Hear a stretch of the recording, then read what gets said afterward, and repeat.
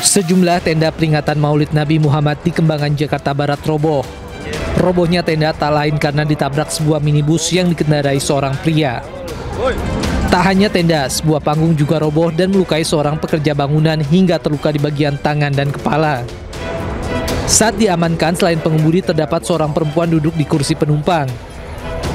Kecelakaan bermula saat mobil melaju kencang dari Puri Kembangan menuju Cengkareng, tiba-tiba hilang kendali. Kemudian mobil langsung menabrak sejumlah tenda dan panggung di lokasi. Diduga penyebab kecelakaan akibat pengemudi dalam pengaruh minuman beralkohol saat berkendara. Guna penyelidikan lebih lanjut, mobil pengemudi beserta penumpang seorang diamankan ke kantor unit Laka Lantas Jakarta Barat. Dari Jakarta, Rizky Falufi, iNews melaporkan. Lagi-lagi pemirsa, ini masih karena diduga mabuk, pengendara mobil ini terjun ke sungai di kawasan Tambora, Jakarta Barat. Mobil sempat menabrak trotoar sebelum terjun ke dalam sungai.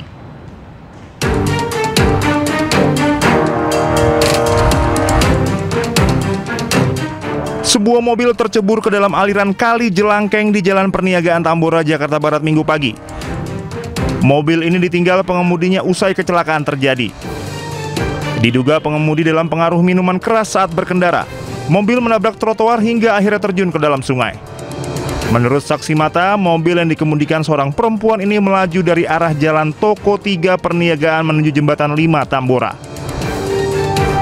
Kejadiannya mereng arah dari sana. Mereng ngabung.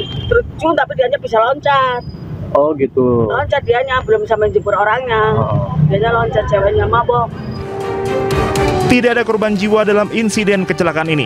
Pengemudi menyelamatkan diri sebelum kendaraannya terjun ke dalam sungai. Kecelakaan tersebut ditangani petugas Laka Lantas Jakarta Barat. Dari Jakarta, Rizky Falufi, iNews melaporkan. Pemirsa, salah satu pelaku penembakan Hansip di Cakung, Jakarta Timur akhirnya ditangkap oleh tim gabungan Subdit Resmob Polda Metro Jaya dan Polres Metro Jakarta Timur di Pelabuhan Bakauheni, Lampung. Iya pemirsa, ini pelaku langsung dibawa ke Polda Metro Jaya untuk penyelidikan lebih lanjut. Polda Metro Jaya untuk penyelidikan lebih lanjut. Sementara satu pelaku lainnya bersama barang bukti yang digunakan masih dalam pengejaran pihak kepolisian. Dari Jakarta. Ya pemirsa, kita ke informasi selanjutnya pemirsa. Ini sebelumnya seorang Hansip tewas tertembak saat mencoba menggagalkan aksi pencurian sepeda motor di kawasan Cakung, Jakarta Timur. Korban sempat berduel dengan pelaku sebelum akhirnya tewas ditembak.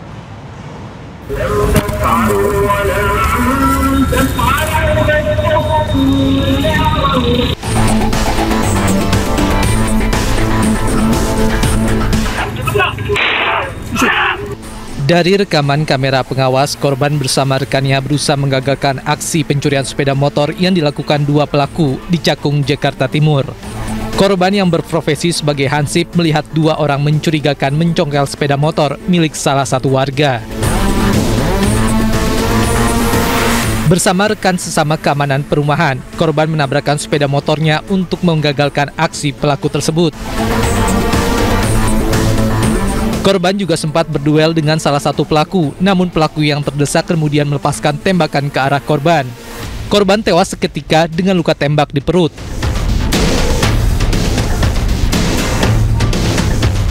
Sebelum penembakan terjadi, dua pelaku berboncengan motor sempat rekam kamera pengawas, berkeliling mencari mangsanya sekitar pukul 3:30 pagi.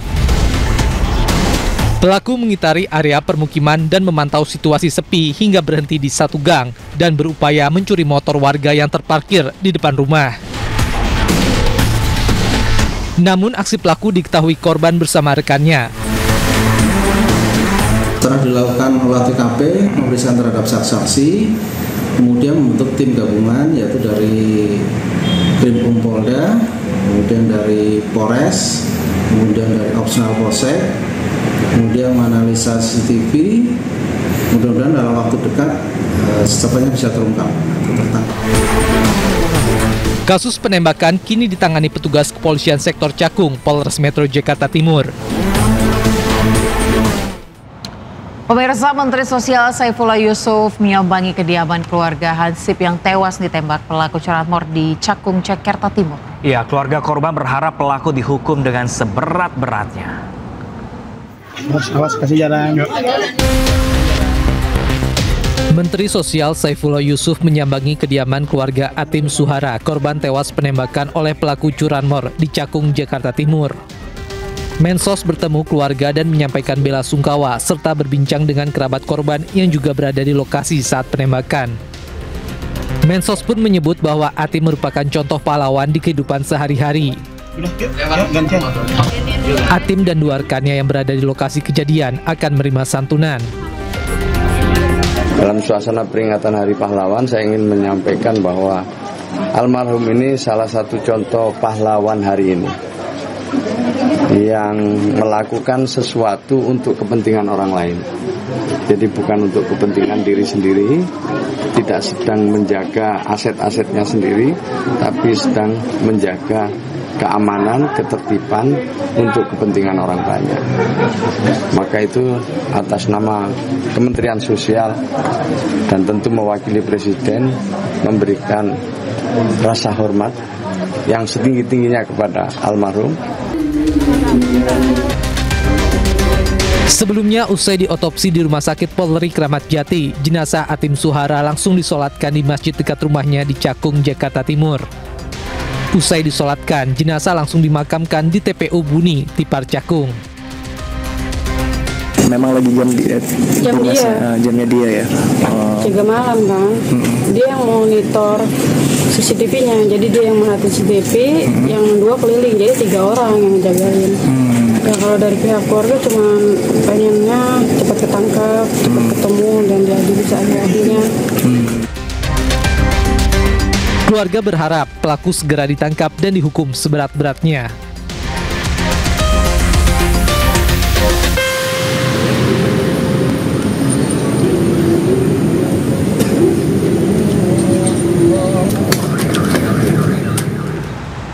Kita ke informasi selanjutnya, pemirsa. Momen haru saat BL, bocah berusia 4 tahun korban penculikan di Makassar, berhasil ditemukan di Jambi. Kedua orang tua korban ini tak kuasa menahan tangis saat bertemu dengan buah hatinya.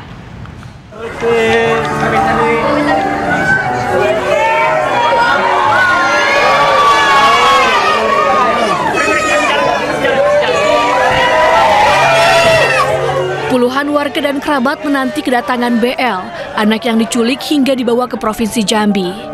BL tiba di Mapolrestabes Makassar pada Minggu siang. Ia digendong keluar dari mobil dengan pengamanan ketat polisi. Bocah berusia 4 tahun ini langsung disambut penuh haru oleh keluarga, terutama orang tuanya. Usai menjalani pemeriksaan kesehatan, Kapolrestabes Makassar Kombes Pol Arya Perdana lalu menyerahkan secara resmi BL kepada pihak keluarga. Air mata tak terbendung saat ayah BL, Dwi Nurmas, memeluk erat putrinya. Ia menangis, bersyukur, dan mengucap takbir berulang kali.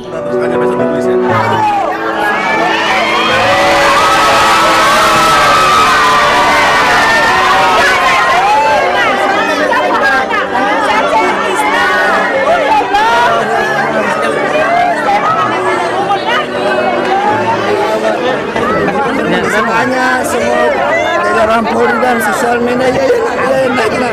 Terima kasih banyak semuanya, anak kami kembali, ya Allah, ya Allah, ya Allah.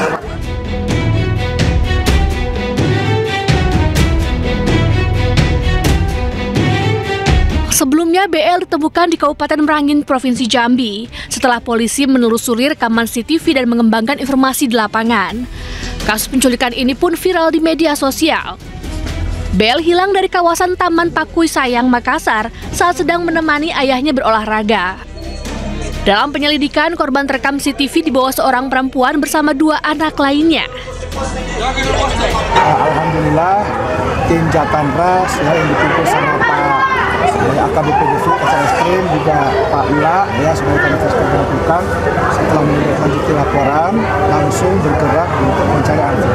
Setelah beberapa hari hilang ya, dengan berbagai upaya dan doa dari semua masyarakat Makassar, alhamdulillah anaknya sudah ditemukan tadi malam dan bisa kembali ke Makassar pada hari ini.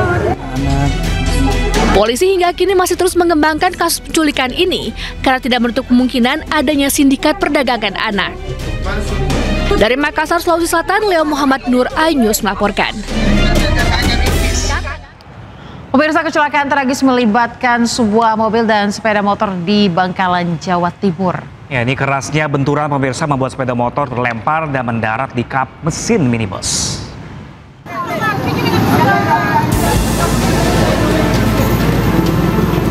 Warga Kabupaten Bangkalan dikagetkan dengan insiden kecelakaan yang melibatkan sepeda motor Matic dengan mobil jenis minibus di Desa Galis, Bangkalan, Jawa Timur. Kerasnya benturan membuat motor terlempar ke atas dan mendarat di atas kap mesin minibus. Menurut polisi, insiden berawal saat minibus berjalan dari arah barat. Saat tiba di TKP, mobil hendak belok ke sebuah gang yang berada di sebelah jalan. Pada saat bersamaan, melaju kencang sepeda motor Matic dari arah berlawanan yang dikendarai seorang remaja putri di bawah umur. Karena jaraknya terlalu dekat, tabrakan tidak bisa dihindari. Kronologi dari peristiwa tersebut yaitu kendaraan Suzuki Karimun dengan nopol B1575 UME berjalan dari arah barat ke timur, kemudian hendak belok ke kanan, namun di waktu yang bersamaan melintas kendaraan roda 2 Vario dengan nopol M3118HR. Karena jarak terlalu dekat sehingga terjadi benturan atau kecelakaan. Akibat insiden ini, pengendara motor terluka parah dan dievakuasi ke rumah sakit terdekat. Sementara pengemudi mobil hanya mengalami luka ringan akibat pecahan kaca. Insiden laka lantas ini pun kini masih dalam penanganan unit Gakum Satlantas Polres Bangkalan. Dari Bangkalan, Madura, Taufik Sahrawi, iNews melaporkan.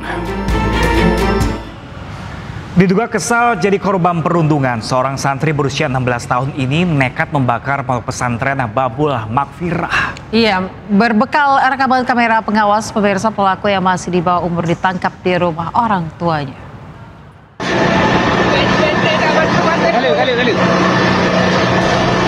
Seorang santri 16 tahun membakar pondok pesantren Babul Makfirah di Aceh Besar, Aceh.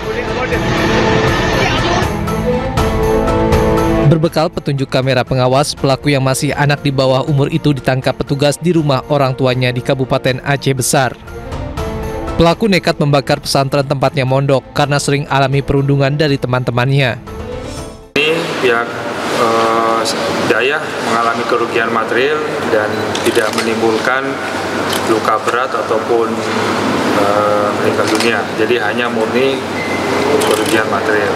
Dan motif dari tersangka melakukan pembakaran ini adalah karena sakit hati. Tersangka sakit hati sama temannya yang karena dia sering dibully, diejek oleh teman-teman santrinya. Meski tidak ada korban jiwa dalam kebakaran itu, namun kerugian material ditaksir mencapai 2 miliar rupiah. Untuk mempertanggungjawabkan perbuatannya, pelaku ditahan di sel khusus anak di Banda Aceh. Jumlah korban ledakan SMA N72 Jakarta bertambah dan ada 3 korban lagi menjalani perawatan di Rumah Sakit Yarsi. Ya, sementara itu pemirsa, siswa terduga pelaku peledakan masih dirawat di ICU Rumah Sakit Islam Jakarta. Minggir. Mana aja. Aduh, kasihan ya. Korban ledakan SMA N72 Jakarta bertambah. Sabtu malam, 3 korban mendatangi Rumah Sakit Yarsi, 1 diantaranya menjalani rawat inap dan 2 lainnya menjalani rawat jalan. Total 18 korban ledakan yang menjalani perawatan. Sebelumnya, 15 korban masih dirawat dengan rincian. 14 orang rawat inap di ruang perawatan, sementara 1 korban alami luka parah masih menjalani perawatan intensif di ruang ICU. Sementara di Rumah Sakit Islam Jakarta Cempaka Putih, penanganan korban ledakan di SMA 72 Jakarta sebanyak 14 orang masih jalani rawat inap karena membutuhkan pengawasan lebih lanjut dari tenaga medis. Hingga saat ini, tim medis masih terus melakukan pemantauan terhadap pasien yang rawat inap serta menyiapkan penanganan lanjutan bagi yang mengalami gangguan pendengaran. Posisinya masih di intensive care karena kondisinya memang mengharuskan. Namun posisi tadi pagi waktu dilihat sudah kembali sadar dan sudah membuat kontak mata dan sudah bisa melakukan gerakan-gerakan. 67 korban lainnya dalam kondisi lebih baik, sudah pulang ke rumah. Anak-anak ini juga akan mendapat dukungan rehabilitasi, psikososial, dan program pemulihan dari Kemensos serta bertahap baik di rumah sakit, sekolah, maupun di rumah. Seluruh biaya perawatan ditanggung oleh pemerintah. Pemerintah ya akan memberikan dukungan pembiayaan sepenuhnya.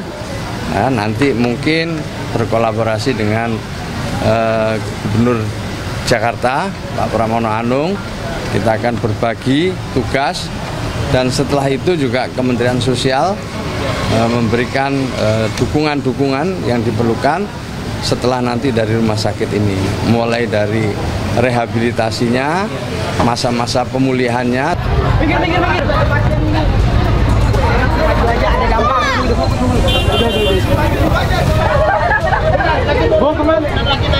Ke BK aja yang terdekat. Sebelumnya, puluhan orang terluka akibat ledakan yang terjadi di Masjid SMA Negeri 72 Kelapa Gading, Jakarta Utara, Jumat siang. Ledakan terjadi saat sedang digelar salat Jumat. Para korban ledakan langsung dibawa ke rumah sakit. Saat ini, siswa terduga pelaku ledakan juga masih dirawat di ICU Rumah Sakit Islam Cempaka Putih, Jakarta Pusat.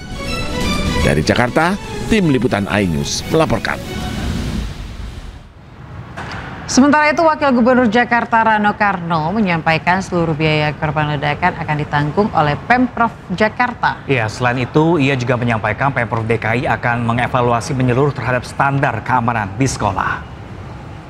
Kami menyampaikan rasa prihatin dan empati yang mendalam kepada para siswa, guru, serta keluarga yang terdampak insiden ledakan di SMA Negeri 72 Jakarta kemarin. Atas nama pemerintah Provinsi DKI Jakarta, kami mendoakan agar seluruh korban dapat segera pulih dan insya Allah kembali beraktivitas seperti sedia kala. Saya juga ingin menyampaikan apresiasi kepada pihak rumah sakit yang telah memberikan penanganan begitu cepat dan terbaik bagi para korban. Kami memastikan seluruh korban mendapat perawatan yang optimal. Biaya perawatan korban menjadi perhatian penuh Pemprov DKI Jakarta. Selain itu, asesmen pendampingan psikologi bagi siswa dan tenaga pendidik yang terdampak juga telah turun langsung menangani hal ini. Setelah insiden ini, Pemprov DKI akan melakukan evaluasi menyeluruh terhadap standar keamanan di lingkungan sekolah dan memperkuat prosedur keselamatan di sekolah-sekolah. Keselamatan siswa dan tenaga pendidik menjadi prioritas utama kami.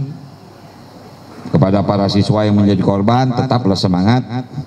Kami semua mendoakan kesembuhan dan akan mendampingi hingga proses pemulihan tuntas. Ya, pemirsa, pasca ledakan di SMA N72 Jakarta, KPAI memastikan proses belajar mengajar akan tetap berlangsung secara daring. Psikolog akan mendampingi siswa dalam proses belajar mengajar dengan fokus pemulihan psikologis.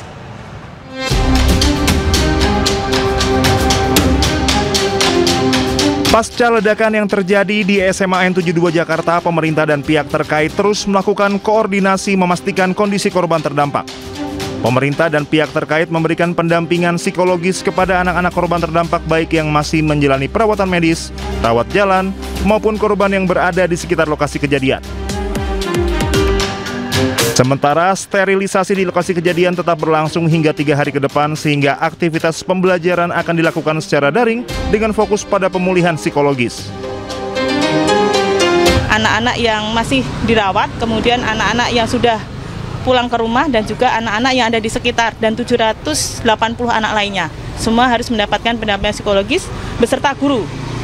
Guru juga harus mendapatkan pendampingan psikologis. 17 guru sudah. Nah, sisanya masih ada total 42 guru. Jadi sisanya juga harus mendapatkan pendampingan psikologis. Kemudian yang kedua, untuk pembelajaran dipastikan bahwa besok pembelajarannya secara online. Biar anak-anak bisa menghilangkan trauma terlebih dahulu dan proses hukum di sini, misalnya sterilisasi dan lain sebagainya, tetap berlangsung sehingga anak-anak dalam kegiatan belajar mengajar juga nanti didampingi oleh psikolog. Selain siswa, pendampingan psikologis ini juga menyasar pada guru dan staf SMA N72 Jakarta. Dari Jakarta, Hadisti Arifah, Rama Romadona, Anyus melaporkan.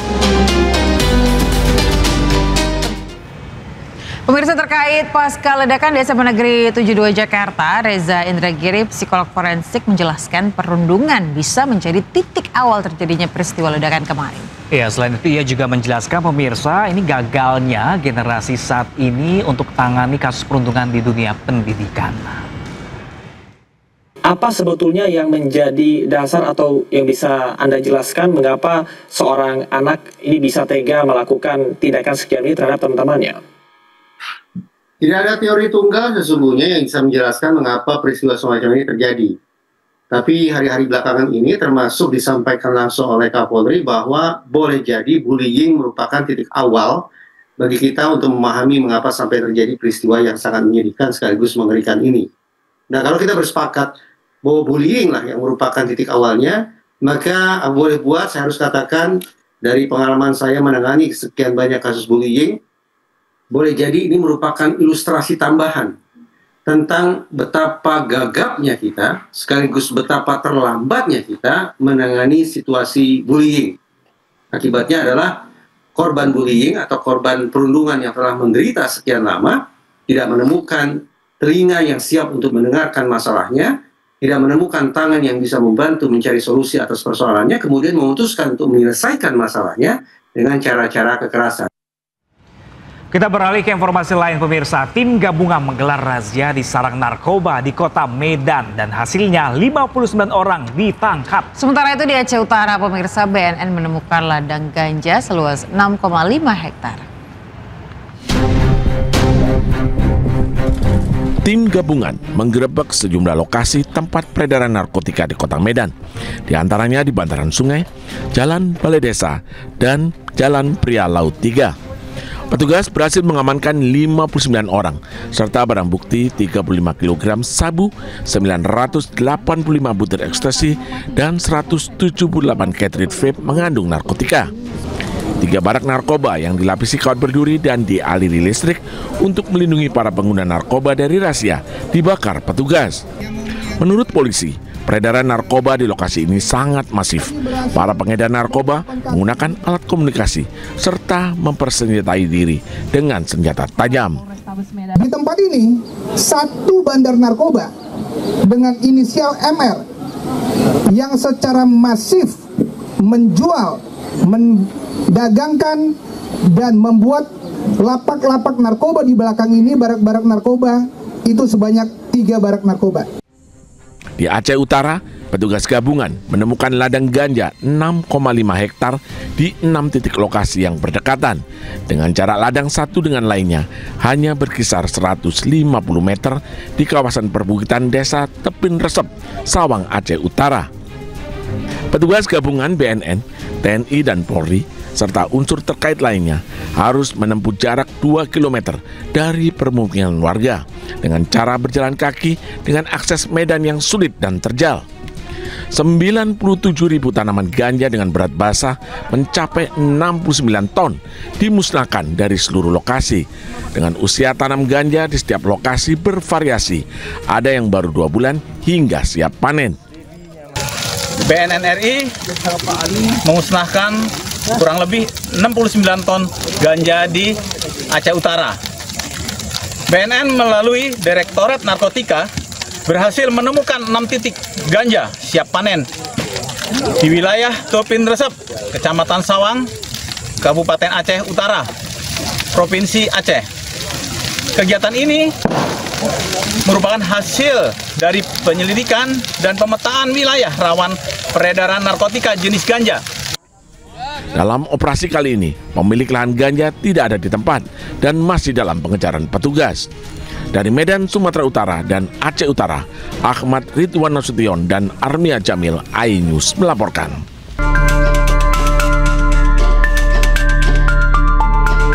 Menteri Keuangan Purbaya Yudi Sadewa berencana menyederhanakan mata uang rupiah atau yang dikenal dengan kebijakan mengubah Rp1.000 menjadi Rp1. Rencana ini tertuang dalam Peraturan Menteri Keuangan tentang Rencana Strategis Kementerian Keuangan tahun 2025 hingga 2029. Kini pemerintah tengah menyiapkan rancangan undang-undang tentang perubahan harga rupiah atau redenominasi. Aturan itu ditargetkan rampung pada tahun 2027 mendatang.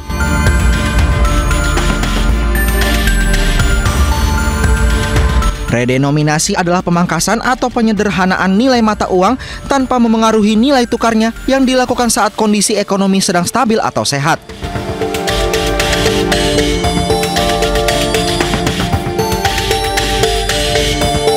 Contohnya, uang pecahan Rp1.000 diubah menjadi Rp1.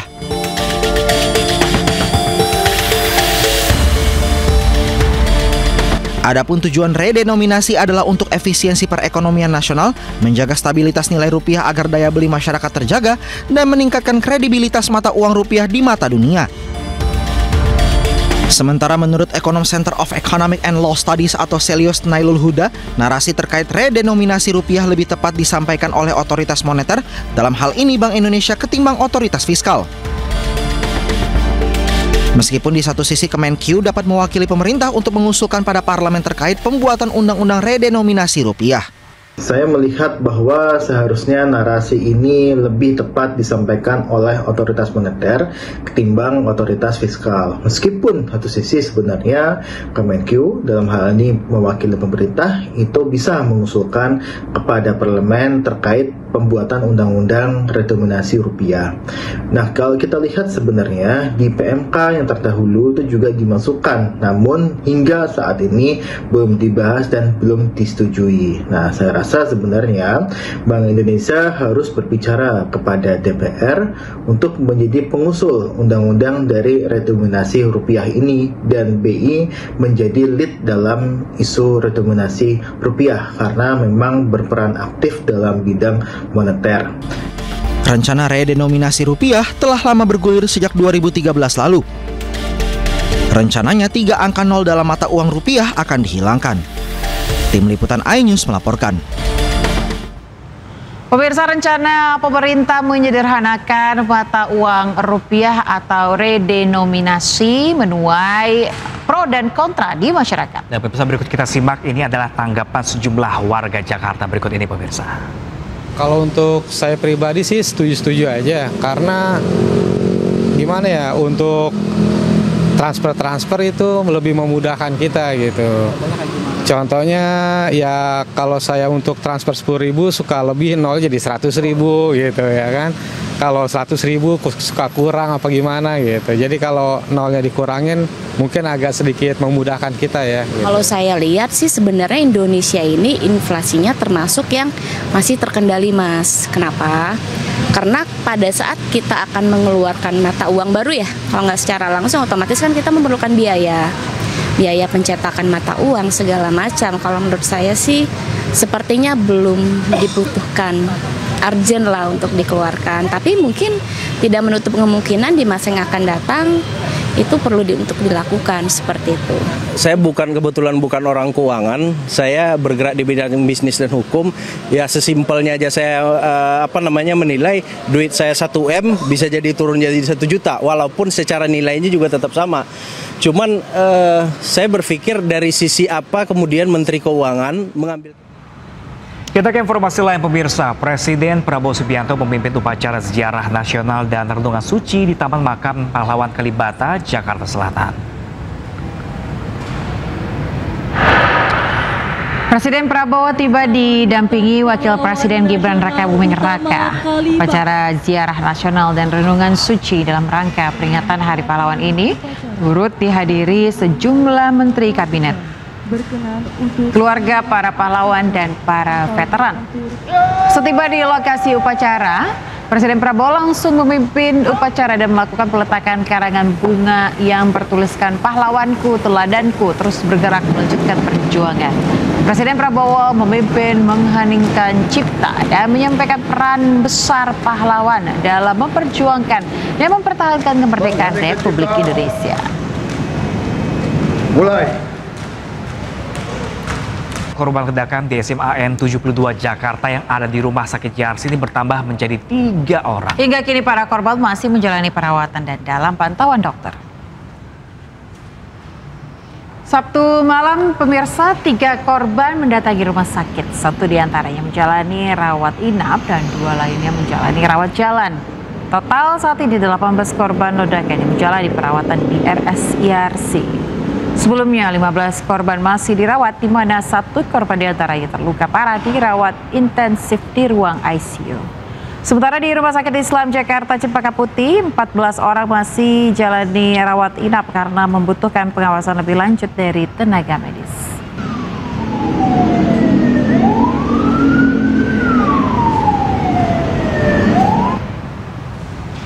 Ya pemirsa, untuk informasi terkini kita akan bergabung dengan rekan Jessica Winoto di Rumah Sakit Islam Cempaka Putih. Ya, selamat siang Jessica. Ada berapa korban yang masih dirawat saat ini dan seperti apa kondisinya?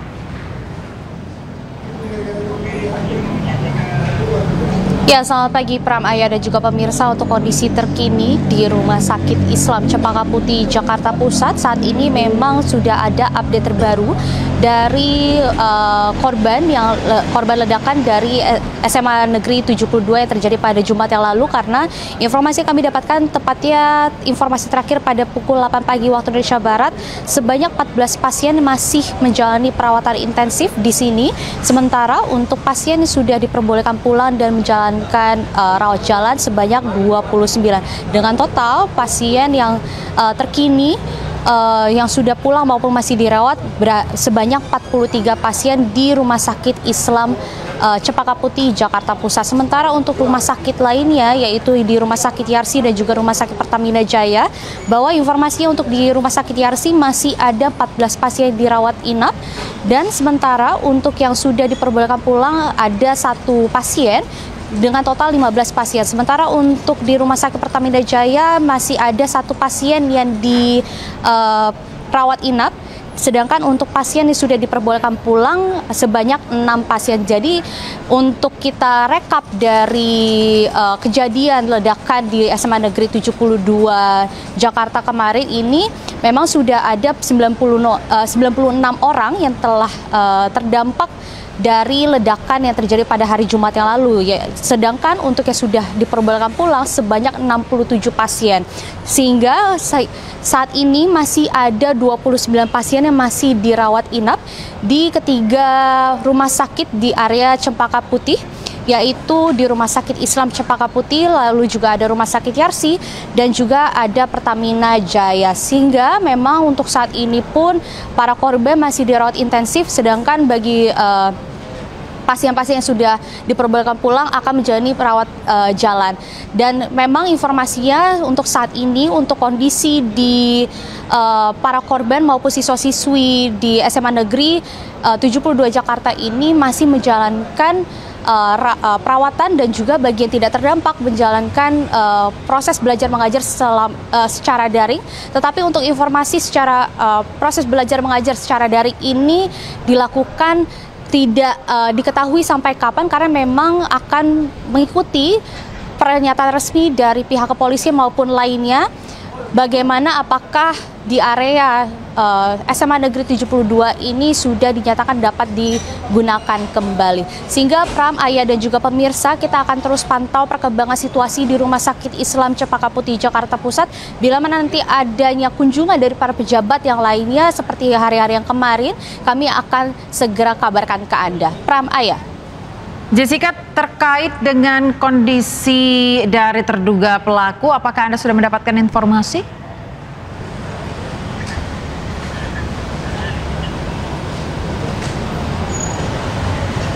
Ya, baik Ayah dan juga pemirsa, dapat kami sampaikan untuk kondisi dari terduga pelaku ini, yang mana kami mendapat informasi bahwa terduga pelaku dirawat di Rumah Sakit Pertamina Jaya, sehingga memang berdasarkan data yang kami dapatkan hanya ada 1 orang yang mana memang informasinya ini adalah pihak terduga pelaku, sehingga saat ini pun masih menjalani perawatan intensif, karena memang informasi kami dapatkan bahwa terduga pelaku ini akan menjalani proses operasi atau pengobatan di area kepala, yang mana memang informasinya terduga pelaku ini terkena dampak dari ledakan di SMA Negeri 72 pada hari Jumat yang lalu. Sehingga memang untuk kondisi pelaku kita akan terus pantau apakah nantinya ada update terbaru dari kondisi terduga pelaku, atau lainnya kami akan coba untuk terus pantau.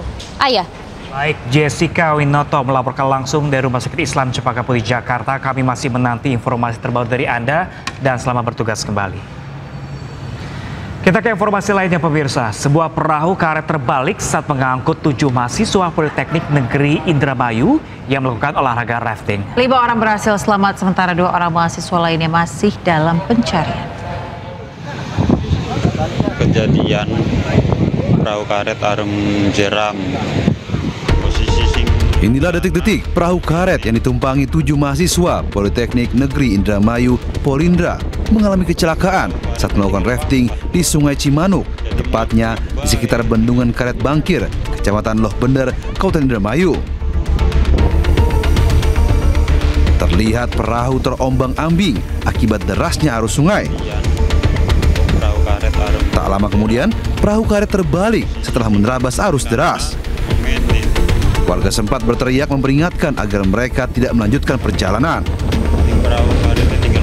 Warga pun berupaya mengevakuasi satu persatu mahasiswa. Proses evakuasi berlangsung dramatis. Dari ke-7 mahasiswa, 5 orang berhasil selamat, sementara 2 orang lainnya masih belum ditemukan. Pagi-pagi kan nggak ada, saya pulang tuh. Bilang sama pamannya tuh katanya pulangnya sore. Dia kan tanya mau kemana dia tuh. Kira-kira tahu jam berapa tuh, ada di apa katanya, kata itu kawan saya tuh. Katanya anaknya hilang di Bendungan, katanya main perahu itu karet. Hingga kini tim SAR gabungan masih melakukan pencarian 2 mahasiswa yang tenggelam di Sungai Cimanuk. Dari Indramayu, Jawa Barat, To Iskandar melaporkan. Sementara itu pemirsa, di Kabupaten Brebes, Jawa Tengah, warga mulai membersihkan material lumpur dari rumah mereka. Ya, selain itu jumlah korban tewas akibat banjir bandang bertambah menjadi 3 orang.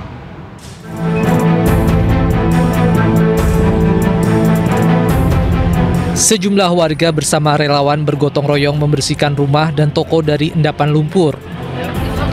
Lumpur tebal dan tumpukan sampah terlihat di sepanjang jalan dan pemukiman warga di Desa Kalierang, Kecamatan Bumi Ayu, Brebes.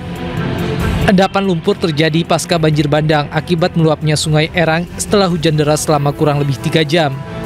Jebolnya tanggul pun menjadi penyebab banjir yang melanda pemukiman warga.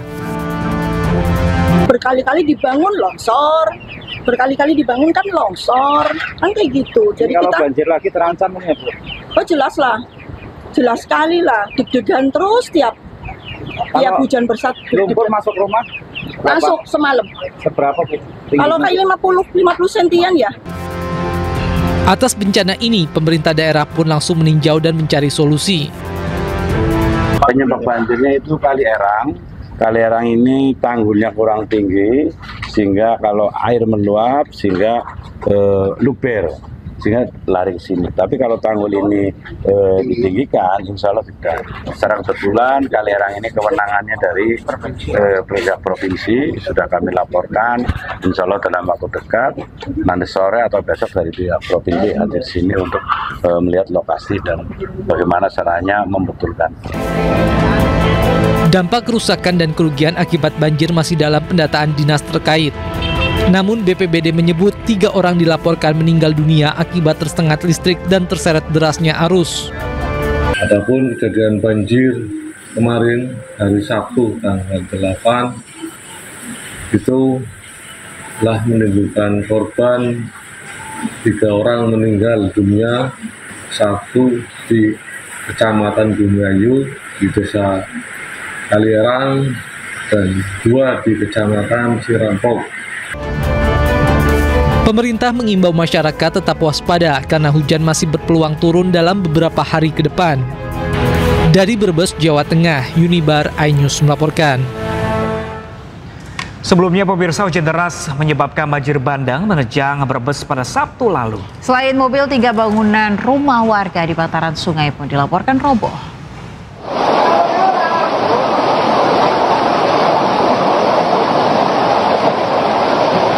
Sebuah mobil terseret derasnya arus banjir di wilayah Brebes, Jawa Tengah.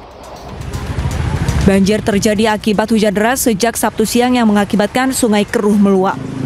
Selain mobil, 3 bangunan rumah warga di bantaran sungai pun dilaporkan roboh. 3 rumah roboh di RT 3 RW 5. Terus mobil terseret banjir dari jalan KH Robi atau Jalan Sudodadi sampai di depan Toko Harapan. Kalau kerugian materi, saya kira boleh kan tidak terhitung karena banyak barang-barang elektronik dari warga yang ikut terendam. Dan sejak jam 16 tadi sudah agak surut dan hujan agak reda, ini mulai lagi hujan. Nah ini banjir di antar Jalan Majapahit dengan di kota Buyayunya. Berarti berapa tingginya Pak? Air? Sekitar 60-70 cm. Ya. Untuk kendaraan ditutup Pak? Untuk jalan ini? Sementara dialihkan ke arah Jalan Lingkar. Berdasarkan data BPBD setempat, banjir bandang juga menerjang Desa Dawuhan dan Desa Benda di Kecamatan Sirampok. Sedangkan di Kecamatan Bumiayu, banjir menerjang 4 desa, yakni Desa Panggarutan, Desa Dukuturi, Kalierang, dan Desa Langkap. Dari Brebes, Jawa Tengah, Unibar iNews melaporkan. Kita ke informasi lain, pemirsa. Apa jadinya jika Anda dikenakan tarif jasa ojek hingga Rp1 juta? Nah ini pemirsa dialami oleh warga Luwu Utara, Sulawesi Selatan yang terpaksa membayar jasa ojek jutaan rupiah gara-gara infrastruktur jalan yang tidak memadai.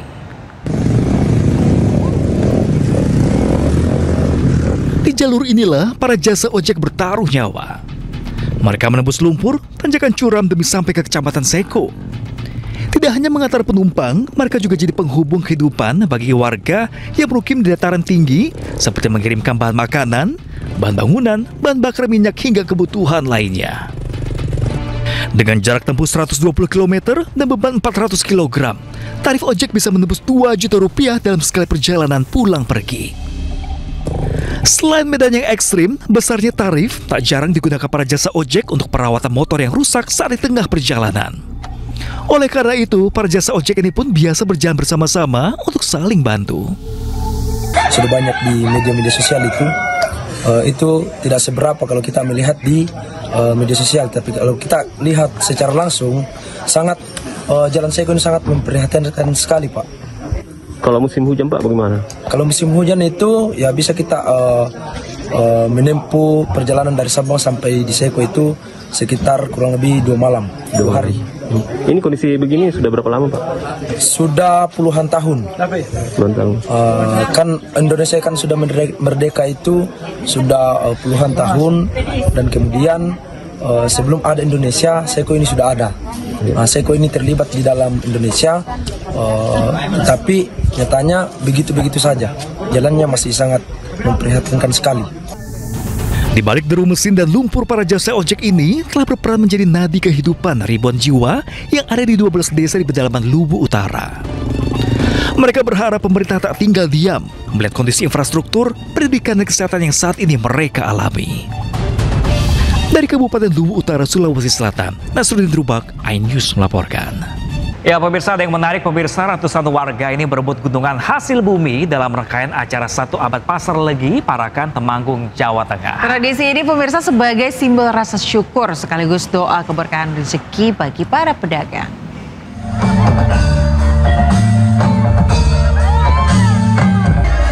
Ratusan warga Parakan, Temanggung, Jawa Tengah berebut gunungan aneka hasil bumi serta berbagai kebutuhan rumah tangga dan pakaian. Tradisi berebut gunungan ini merupakan rangkaian dari puncak perayaan hari ulang tahun ke-100 Pasar Legi Parakan. Sebagai simbol rasa syukur sekaligus doa untuk keberkahan rezeki bagi para pedagang Pasar Legi, Parakan dan sekitarnya. Ribuan warga pun antusias menyaksikan rangkaian acara yang menampilkan berbagai kreativitas para kelompok pedagang dan masyarakat.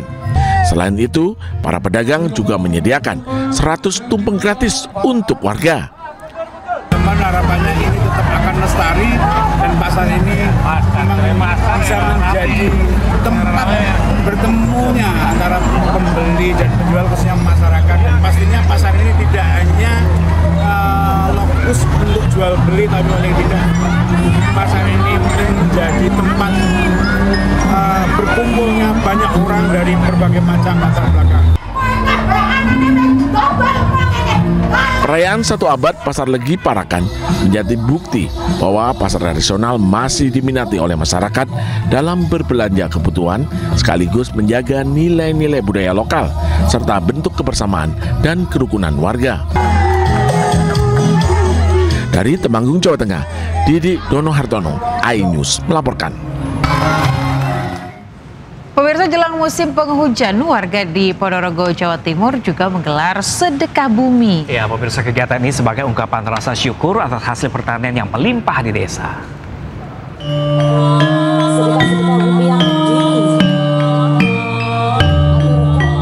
Iring-iringan perangkat desa bersama warga keliling desa membawa hasil panen pertanian.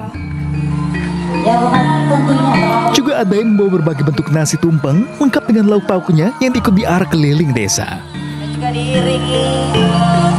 Tradisi kirap sedekah bumi dari warga desa Carangrejo di Ponorogo ini kerap digelar saat menyambut musim tanam. Memanjatkan doa juga digelar warga yang ditutup dengan makan bersama. Suasana pun berlangsung penuh sukacita.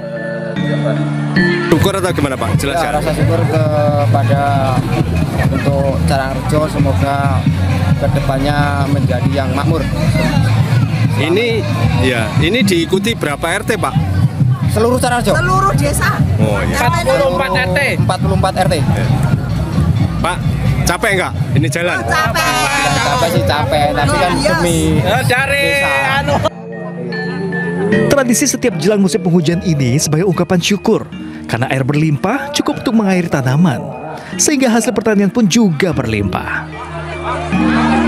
Ya, alhamdulillah dengan adanya kegiatan sedekah bumi ini, masyarakat desa Carangrejo pertaniannya semakin baik, kemudian lancar dan juga loh jinawi dan untuk UMKM juga berkembang dengan baik. Selain sebagai ungkapan syukur atas hasil pertanian melimpah, tradisi sedekah bumi ini digelar sebagai bentuk pelestarian budaya asli Indonesia. Dari Ponorogo, Jawa Timur, Amos Subeki, iNews melaporkan.